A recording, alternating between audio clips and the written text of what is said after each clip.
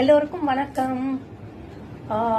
நாம பெண்களாகிய பெண்களோ ஆண்களோ யாராக இருந்தாலும் சரி, நம்ம கிட்ட இருக்கிற சில திறமைகள் இல்லை நம்ம செய்கிற சின்ன சின்ன வேலைகள்லாம் மற்றவங்க தான் பாராட்டணும், நம்ம அப்ரிஷியேட் பண்ணணும் அப்படின்னு நினச்சிட்டு இருந்தோம்னா நம்ம வாழ்க்கையில் அந்த அப்ரிசியேஷனோ அந்த பாராட்டுகளோ கிடைக்கிறதுக்கு வாய்ப்பே இல்லை ரொம்ப நேரங்கள்ல.